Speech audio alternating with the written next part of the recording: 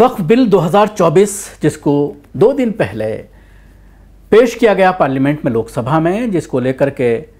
काफ़ी हंगामा हुआ और उसके बाद ये पूरा बिल जो है पीएसी को भेजा गया। पीएसी में 5 मुस्लिम सांसदों को रखा गया है और पूरा मौका कहा जा सकता है कि दिया गया है कि मुस्लिम सांसद अपनी बात पीएसी के सामने रखें। जो 40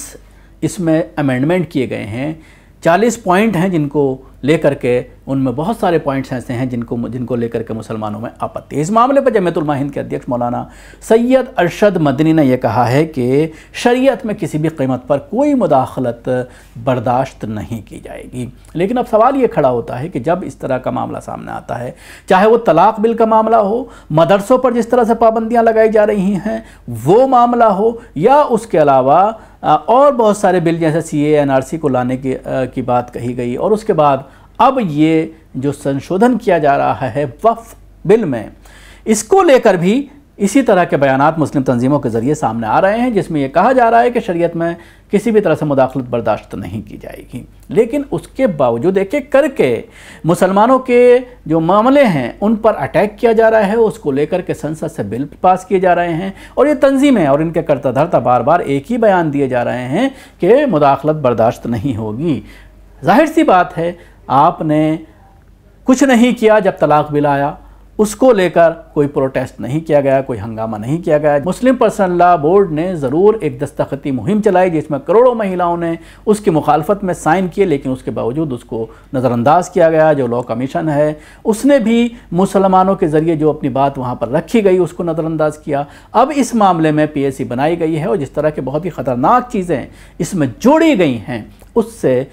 ऐसा लगता है कि जो 10 लाख करोड़ की प्रॉपर्टी है वो 10 लाख की भी प्रॉपर्टी मुसलमानों के पास नहीं बचेगी, क्योंकि सारी पावर्स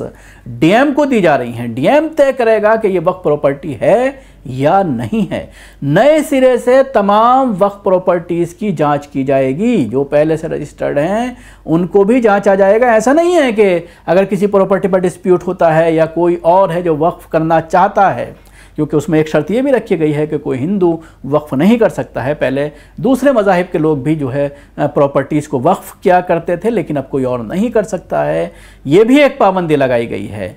जो तमाम शर्तें रखी गई हैं वो पूरी तरह से जानबूझ करके एक बड़ी साजिश मुसलमानों के ख़िलाफ़ रची गई है, जिसके ज़रिए इन प्रॉपर्टीज़ पर सरकारी नियंत्रण, सरकार का कब्ज़ा जिस तरह से चाहेगी सरकार इस्तेमाल करेगी। और जो एक मकसद है जिसको लेकर के बड़ी मुहिमें चलाई जाती हैं हिंदूवादी संगठनों के ज़रिए कि वक्फ प्रॉपर्टीज़ कहाँ से आईं,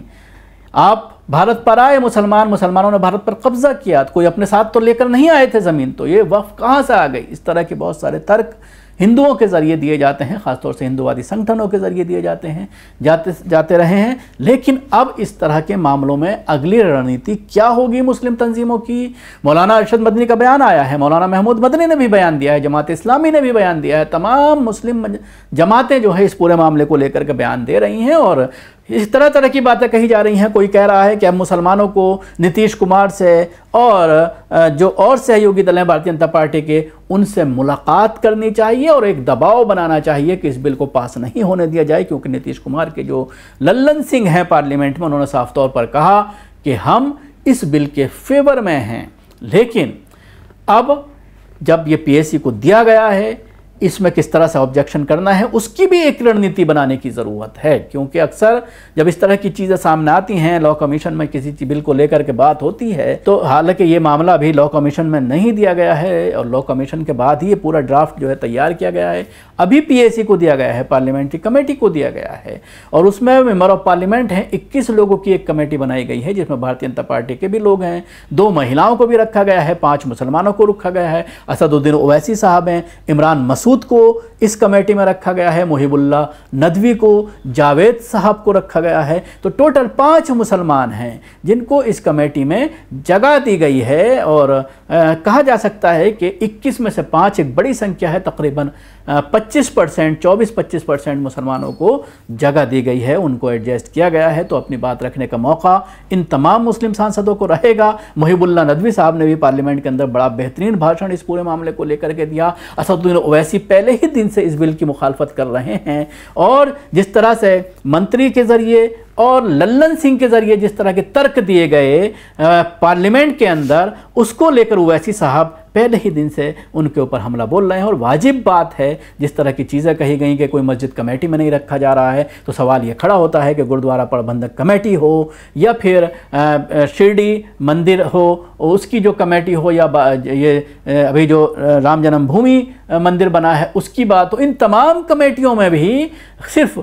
गैर मुस्लिम होते हैं, हिंदू होते हैं, धार्मिक, चाहे वो सरदारों की अगर हम बात करते हैं गुरुद्वारा प्रबंधक कमेटी, उसमें भी जो है सिर्फ सरदार ही जो है उसके मेंबर हो सकते हैं। तो फिर मुसलमानों की कमेटी में जिसका पूरा हक मुसलमानों का है, उसमें गैर मुस्लिमों को दाखिल करने की, उसमें एडजस्ट करने की कोशिश क्यों की जा रही है। और महिलाओं को लेकर भी कहीं ना कहीं इसमें सवालात